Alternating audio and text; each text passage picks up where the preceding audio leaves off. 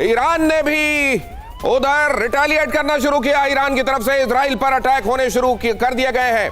Tel Aviv में इस वक्त एयर रेड सायरन बज रहे हैं। तेहरान के आसमान में उड़ रहे हैं मिग 29। उधर आप जानते हैं बहुत ज्यादा मजबूत एयर डिफेंस और एयर पावर नहीं है तेहरान की। पिछली बार भी दिखाई दिया था, ईरान उतना मजबूत नहीं है और इसीलिए मिग 29 वहां उड़ तो रहे हैं, लेकिन ये कहीं जाकर कुछ कर पाएंगे इस बारे में जाहिर है संदेह। लेकिन उनकी मिसाइलें ईरान की इतनी पावरफुल, उन्होंने एक बार फिर से इजराइल को दहलाना शुरू कर दिया है। 2025 जून में 12 दिन की लड़ाई में भी आखिर के 3-4 दिन ईरान ने दिखाया था कि सुपरमेसी क्या होती है when it comes to missiles, और इस बार भी उसकी मिसाइलें ही उसके लिए सबसे बड़ी ताकत बन सकती हैं। और इस बात को इजराइल और अमेरिका भी भांप रहे हैं। यहां क्या चल रहा है देखिए, कतर में अमेरिकी एयरबेस खाली कराया गया। ये मिडिल ईस्ट में जहां जहां पर अमेरिकी एयरबेस हैं उन तमाम जगहों पर अब खतरा मंडराने लगा है। ये बात पहले से ही समझी जा रही थी, क्योंकि ईरान ने भी ये कह दिया था कि अमेरिकी बेसेस कहीं पर भी हो, अमेरिकी इंस्टॉलेशंस कहीं पर भी हो, उनको हम छोड़ेंगे नहीं, और तमाम वो जगह। और ये खबर देखिए, ईरान ने इजराइल पर मिसाइलें दागना शुरू कर दिया है। अरब में अमेरिकी बेसेस भी टारगेट किए जा रहे हैं। अमेरिकी बेसेस भी अरब में टारगेट करने शुरू कर दिए गए हैं। अमेरिकी हमले पर IRGC की तरफ से बयान आया। अब हमने भी काउंटर करना शुरू कर दिया है। हमने इजराइल पर हमला किया है। हमने अरब में जिन जगहों पर अमेरिकी इंस्टॉलेशन हैं, अमेरिकी बेसेस हैं, उन तमाम जगहों पर भी निशाना बनाना शुरू कर दिया है। IRGC की तरफ से ये बात कही जा रही है और ये पहले से एक्सपेक्टेड था कि जैसे ही ऐसा कुछ होगा ईरान की तरफ से जब काउंटर किया जाएगा। जाहिर है मिसाइलों को अमेरिका पहुंचने तक की जाहिर है उनके अंदर अभी काबिलियत नहीं, और इसीलिए सबसे पहले जो निशाने बनेंगे वो अरब में जहां जहां अमेरिकी बेसेस हैं और इजराइल, ये सबसे पहले निशाना बनेंगे। और ये ऑपरेशन रोरिंग लायन ये नाम दिया गया है इसको। और यहां पर देखिए, जरा ये वीडियो देखिए और इससे आपको अंदाजा लगेगा कि ईरान के शहरों में क्या चल रहा है और क्या चल रहा है उधर इजराइल की अलग अलग जगहों पर। खास तौर से तेल अवीव को सबसे ज्यादा वल्नरेबल माना जा रहा है, और ये मानते हुए वहां से लोगों को अपने घरों में या अब बंकर्स में चले जाने के लिए कहा जा रहा है। यहां पर देखिए, ये उठता हुआ धुआं इस बात की मुनादी है कि वो जिसके लिए दुनिया डर रही थी वो आखिरकार वो दुस्वप्न सच हो गया। आज पिछले शनिवार को यह समझा जा रहा था कि शुरू हो सकता है, हफ्ते भर की मोहलत तो मिली, लेकिन आज शनिवार ही है और आज आपको यह देखने को मिल रहा है। देखिए किस तरीके से ऑपरेशन रोरिंग लायन। और यहां अगली खबर देखिए, इजराइल के पश्चिम और उत्तर में हमले बोले गए। इजराइल के पश्चिम में उसका वेस्टर्न साइड जो है और उत्तर में, मतलब इससे आप समझ सकते हैं कि उसका हाइफा वाला इलाका, उसका तेल अवीव वाला इलाका खास तौर से खतरे में है। यहां पर आप देखें उत्तर और पश्चिमी इलाके को हमला बनाना, इसके पीछे एक वजह यह भी है कि वो नहीं चाहते कि वेस्ट बैंक वाला इलाका इसके खतरे में आए। वो नहीं चाहते कि पैलेस्टीनियन आबादी इसमें कहीं क्रॉस फायर में फंसे, और इसीलिए यह समझा जा रहा है कि ये उत्तर और पश्चिमी इलाका जो है उसको खास तौर से निशाना बनाया जाएगा। उसकी वल्नरेबिलिटी को देखते हुए इजराइल ने भी जरूरी कदम उठाने शुरू कर दिए हैं। ईरानी मिसाइलें पश्चिमी इजराइल को और उत्तरी इजराइल को खास तौर से निशाना बना रही हैं। यहां अगली खबर भी आपके सामने रख रहा हूं, और इस समय जो तस्वीरें आप देख रहे हैं ये तेल अवीव से आई तस्वीरें हैं। ये तेल अवीव से आई तस्वीरें, सड़कों पर सन्नाटा पसरा हुआ, इक्का दुक्का लोग दिखाई दे रहे हैं, और ये कोई कार पार्किंग है, सामने इमारतें और इमारतों के पीछे से उठता हुआ धुआं। पहली तस्वीरें ईरानी हमले की।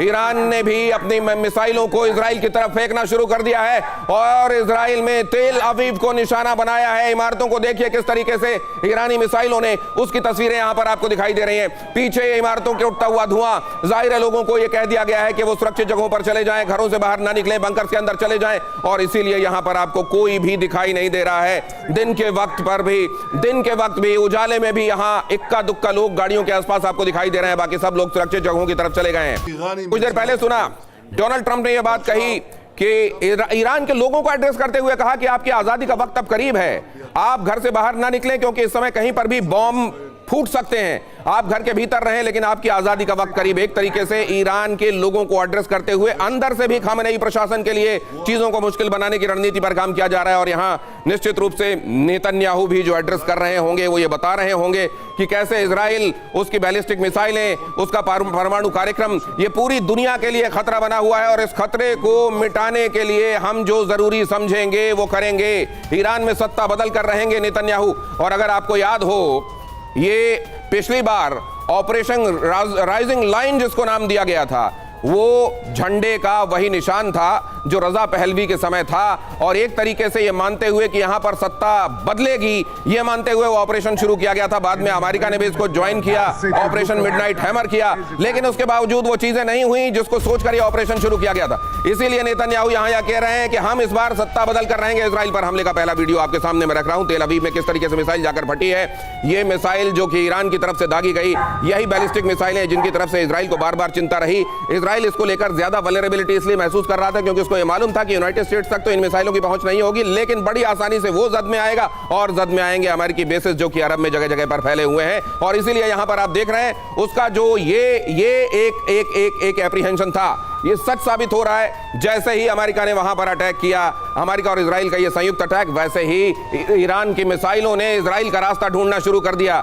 2349 किलोमीटर दूर, यहां ईरान से इजराइल की दूरी अगर आप देखें प्रिसाइसली 2349 किलोमीटर दूर, यहां पर ईरान की मिसाइलें पहुंचकर कहर बरपा साबित हो रही है, बावजूद इसके कि वहां पर आयरन डोम की सुरक्षा भी है। सेंट्रल इजराइल में भी ईरान का हमला, सेंट्रल इजराइल में भी गिरी ईरान की मिसाइल। तो सिर्फ ऐसा नहीं है, खास तौर से उत्तर और पश्चिम को टारगेट किया जा रहा है, लेकिन सेंट्रल इजराइल खतरे से खाली ऐसा नहीं है। सेंट्रल इजराइल तक भी मिसाइलों की पहुंच शुरू हो गई, ईरानी मिसाइलों की पहुंच अब सेंट्रल इजराइल की तरफ भी हो रही है। ईरान का हमला वहां भी दिखाई दे रहा है। मध्य इजराइल में भी अब ईरान की मिसाइलों ने अटैक करना शुरू कर दिया है। सवाल यह है कि इस बार जो इंप्रूव्ड वर्जन ऑफ आयरन डोम है वो कितनी जगहों को कितना बचा पाएगा। मेरे साथ जो मेहमान है बहुत कुछ कहने के लिए उद्यत है, उनके पास जाऊंगा, लेकिन एक के बाद एक खबरें आ रही हैं, वो पहले बताना पड़ेगा अपने दर्शकों को, उसके बाद एनालिसिस पे जाएंगे। सेंट्रल इजराइल में मतलब पहले मैंने आपको दिखाया तेल अवीव में किस तरीके से तेल अवीव को निशाना बनाया गया, तेल अवीव की तस्वीरें भी मैंने आपको दिखाई। और इस वक्त आपको आसमान में ये जो डॉट दिखाई दे रहा है, ये जो स्मोकी डॉट दिखाई दे रहा है, जो तेजी से आगे बढ़ता हुआ जा रहा है, यही है ईरान की मिसाइलें। दिन के वक्त जाहिर है इनकी चमक आपको दिखाई नहीं देगी, लेकिन अपने साथ स्मोक ट्रेल वो जो लेते हुए छोड़ते हुए जाती हैं वो आपको देखना पड़ेगा। यहां पर देखिए वो जो स्मोकी डॉट आगे की तरफ बढ़ता हुआ दिखाई दे रहा है, वही है ईरान की मिसाइलें, घातक मिसाइलें। ईरान की घातक वो मिसाइलें जिनके बारे में एप्रीहेंशन, जिनसे डर एक्चुअली वेस्टर्न वर्ल्ड को भी लगता है। और इसीलिए आपने देखा होगा इस बार जब बातचीत हो रही थी तो सिर्फ परमाणु कार्यक्रम नहीं था, उसमें बैलिस्टिक मिसाइलों का भी बार बार जिक्र हो रहा था।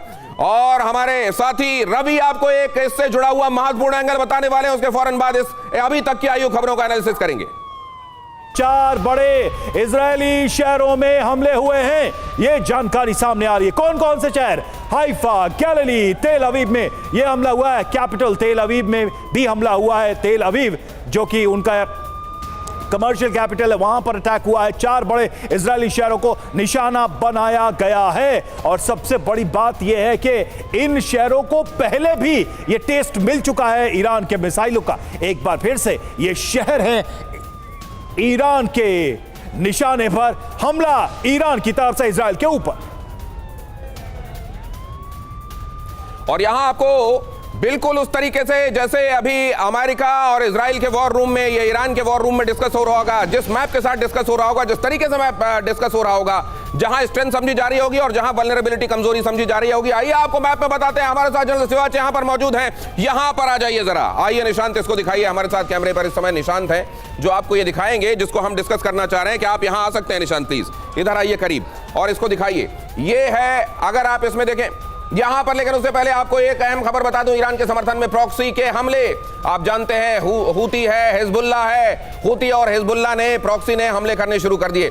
ईरान की तरफ से उसके प्रॉक्सी भी हमले कर रहे हैं। और ये डर पहले से ही इजराइल और अमेरिका को था कि जैसे ही हम ईरान पर अटैक करेंगे वैसे ही ईरान के प्रॉक्सीज भी हम पर हमला करेंगे। लेकिन इसकी जद में सबसे ज्यादा कौन आएगा? सबसे ज्यादा आएगा इजराइल, जो हमेशा से इसको झेलता रहा है। हूती, हिजबुल्ला, ये ईरान के जो प्रॉक्सीज हैं उन्होंने भी हमला करना शुरू कर दिया है। बहुत दिनों से समझा जा रहा था कि हूती और हिजबुल्ला ने अपनी एक्टिविटीज को लिमिट रखा गया है, और उसके पीछे समझा जा रहा था कि वो शायद अपने डिप्लीटेड रिसोर्सेज को रिप्लेनिश कर रहे हैं, फिर से अपने रिसोर्सेज को इकट्ठा कर रहे हैं। और एक बार फिर से जैसे ही उनके पास ये रिजर्व इकट्ठे हुए, उन्होंने हमला बोलना शुरू कर दिया है। उन्होंने इसी वक्त का इंतजार किया था कि जब ईरान के ऊपर हमला हो तब पूरी ताकत से ईरान का साथ देने के लिए हम इजराइल और उसके साथियों पर हमला बोलें। और इसीलिए यहां पर आपको दिखाई दे रहा है कि उनके प्रॉक्सीज भी एक्टिव हो गए।